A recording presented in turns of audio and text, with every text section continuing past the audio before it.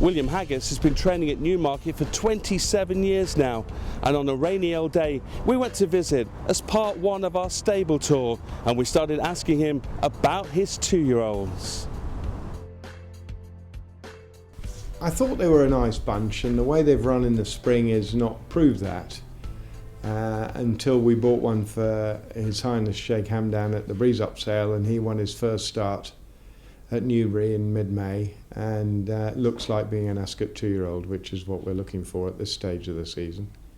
We may have one or two others, but at the moment he's the one that's inked in for sure, and we'll take it from there, really.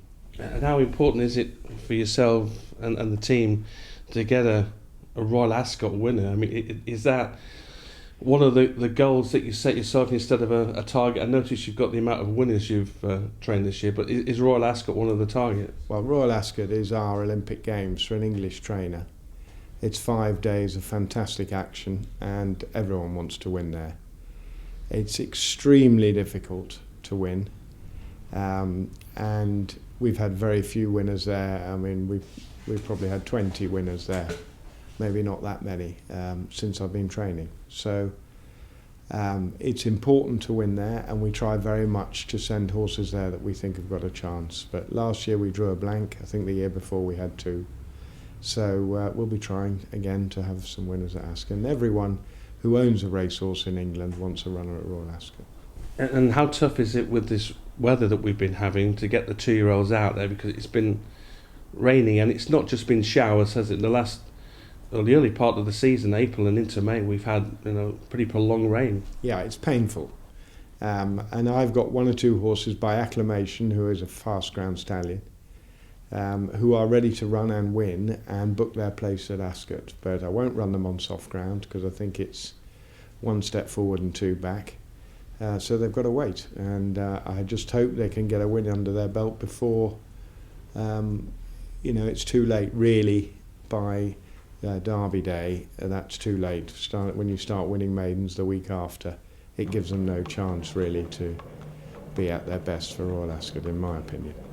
And just explain to people that maybe wouldn't understand that philosophy of running a 2-year-old on heavy ground, which you wouldn't like, or soft ground, which you may not like.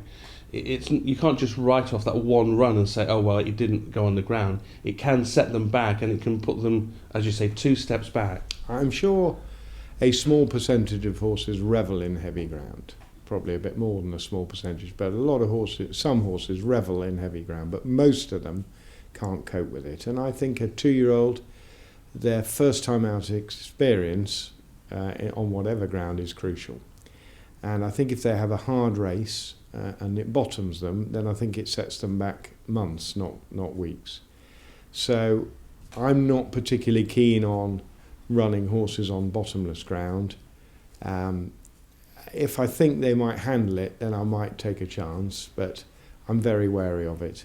And so we just got to wait until the ground dries up. But what tends to happen is it goes from soft to firm in a few days in the summer when it gets warm and dry.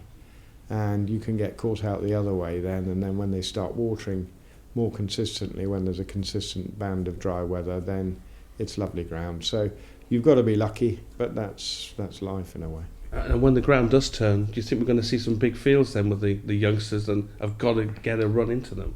Probably, but a lot of people at this time of the year are only focused on Ascot.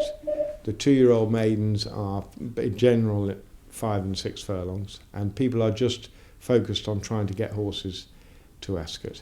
And once Ascot's out of the way, then it settles down a bit, and I don't think there'll be dramatically big fields. There will be, approaching the next festival, the July meeting, and then Goodwood, and there's lots of nice races to go for, and there'll be lots of horses being prepared for those races. But at the moment, Royal Ascot is the be-all and end-all. And when you go out to purchase the horses, the youngsters, are you often heavily swayed by the pedigree, or is it 80% looks, 70% looks? What's your gut feeling on that kind of? It's a bit like, everyone looks at horses differently, and it's a bit like everyone looks at women differently. And, you know, some people like tall, leggy blondes, other people like small, bubbly characters. Mm-hmm. And, you know, it just depends on that. And I like horses that move well, that have a good athletic action, and have a nice head. And, you know, a nice, strong jaw and a nice eye. But I get it wrong, like most other people. And the amazing thing about buying yearlings is you can't see what's under the bonnet. Mm-hmm. So you're buying legs and head and movement and body, but you can't see the heart, unfortunately, and you can't see what their makeup is. And some horses are not great movers and terrific racehorses, and others are the most beautiful movers and are useless. So there's no rule. But obviously you'll get a book in advance, and that's based purely on pedigree, isn't it? Would you earmark certain pedigrees then? Yeah, I mean, pedigree will out at the end of the day. I think you're better off buying a horse with a default, slightly offset knee or a bit of a turns 1 foot in, with a pedigree than buying a beautiful horse with no pedigree at all. Those, in general, don't come good. So, whilst the stallion is very important, I'm sure the mare is the crucial factor. And if the dam and the second dam and the third dam have never won a race themselves, it's unlikely they're going to produce a star. Mm-hmm. Some of the stars that you have in at the moment are by Oasis Dream, Pivotal, and See the Stars as well. Obviously, See the Stars, you've got a few of those in. What do you think the potential for his offspring are going to be? Well, I'm a massive fan of See the Star. I thought he was a brilliant racehorse, and if Frankel hadn't come along, we'd be championing him as the greatest thing we've ever seen. He won every race that every trainer dreams of. He did it all himself: the Guineas, the Derby, the Eclipse, the Juddmonte, the Irish Champion Stakes, and the Arc. He won them all in that season, and apart from the Derby and the King George, he'd have probably won them all again if he'd stayed in training. Some question his sire, Cape Cross, although he's the sire of Ouija Board. But his dam's side is fantastic. He is a half-brother to Galileo, so he will make a stallion for sure. The problem with See the Stars, the only drawback I see with him is that they come in all shapes and sizes. They're little ones, big ones, grey ones. Whereas Galileo himself tends to stamp his stock. Most of them are bay with a white star. That's the only thing I can say against See the Stars. Otherwise, we have 3 3-year-olds which we like very much, and we have quite a few 2-year-olds. The problem was we couldn't buy them, unfortunately. We like to buy as many as we can, but we couldn't buy them. But I think he's got great potential.